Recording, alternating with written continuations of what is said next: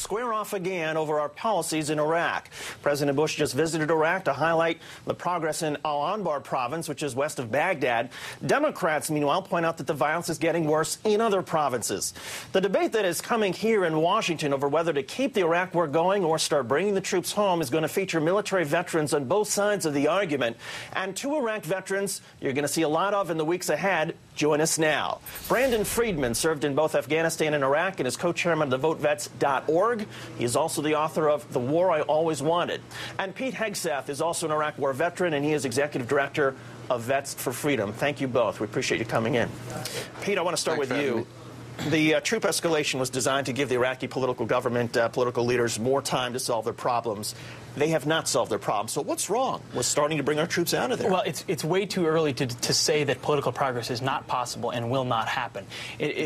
Based on my own experience, you have to have military security before you can ask anybody to bring about political reconciliation at the local level. So in other words, you disagreed with President Bush a year ago when he said that political accommodation would help with security. You disagreed with him then a year ago, right? Well, we've disagreed with him on a number of things. But what we've always said is that you have to have security at the neighborhood level, at the door-to-door level, before you can expect politicians to step out and make real compromise. I mean, if a guy's more afraid of going from his front door to his place of office and getting blown up than he is of making reconciliation, then he's not going to come together like he needs to. But you have seen local political progress, tribes coming together at the local level, creating neighborhood watch programs to protect the population, and that's a very promising sign, and I think a more important indicator of what's really happening on the ground than whether or not there's a vast oil law passed or some other things that we eventually do need to have solved. Well, that has been one of the talking points of the Bush administration, that there is progress on the local level. So, Brandon, how do you respond to that? Well, I think we have seen political progress, but it's happening in Anbar, and that's because the Iraqis themselves have made that progress. That's not something our military is doing. Where we've surged in Baghdad, we're seeing things fall apart. They're having ethnic cleansing now, and the neighborhoods are separating, and you have a refugee crisis. So there's no military solution to this issue in Baghdad, and there's an old adage in Iraq that whoever controls Baghdad controls the country. So we can have all this progress in Anbar, but that's the only place where we're seeing political progress, and that's not where the surge is taking place.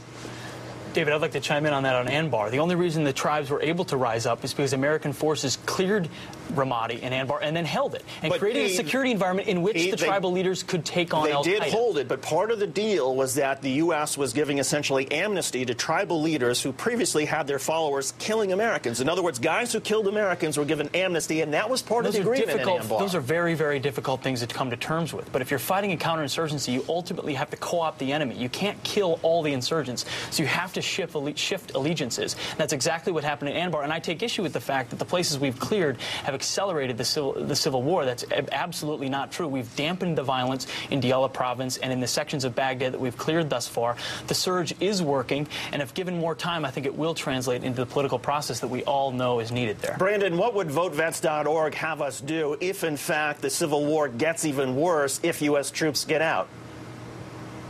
Well, this is an issue, again, that the Iraqi people have to settle amongst themselves. As long as we're there, they're going to rely on us, and we can't keep foisting the Iraqi people's problems on the backs of American troops who are now pulling 15-month deployments. So, we need to begin a pullout, and we need to begin it immediately. And it should take place over the course of around a year. But this is something that the Iraqis have to settle amongst themselves. I mean, David, I think that's a great soundbite, but the reality is that our interests are intricately linked to whether or not the Iraqis succeed. We need to set the best possible conditions for them to do so. If we pull back too early and leave it to the Iraqis and the thing falls apart, we're going to leave behind a haven for Al-Qaeda and other enemies of the United States in the region that will seed chaos not only in the region and in Europe, but potentially here. That is their ultimate goal. They've said so themselves. Pete, what about the argument, though, and Brandon, you too, what about the argument that Iraq is headed towards a civil war regardless of what happens? And the only thing that's going to change between now and 2 or 3 years from now are the number of American names that are going to be on some wall or some monument on the mall because of the Iraq war. Isn't it somehow immoral, if we do believe that Iraq is headed towards a civil war regardless, to keep throwing in more U.S. troops? If you believe it's inevitable that we must fail. 6 months ago, the Marine officer in Anbar province said this province is lost. But it's not a question of failure. It's a question of whether the Iraqis are ultimately going to have their civil war, whether it's right now, whether it's 2 years from now. Unless we stand up in Iraqi security forces, we could put half a million troops in Iraq. And able to, unless we set up an Iraqi security force that is not sectarian and can ensure that there isn't that kind of violence, and we can do that at the local level with these neighborhood watch groups that are becoming part of the Iraqi police and therefore have allegiances to the overall government. Brandon, real quickly, you get the last David, word. This isn't happening in Baghdad. This is happening out in Anbar, where we're not surging. We could put 500,000 troops in Iraq and we could leave them there for 10 years, and that still wouldn't guarantee anything. This is something that the Iraqis have to settle amongst themselves. There has never been a civil war in the world that has been solved by another country's military. We can assist them militarily, we can assist them politically and diplomatically, but we can't solve this for them with our military. Brandon Friedman from VoteVets.org and Pete Hegseth from Vets for Freedom. Regardless of how Americans feel about this issue, I think Americans are united in thanking you for your service overseas, and we appreciate it. And you're going to be seeing a lot more of these two guys in the weeks ahead.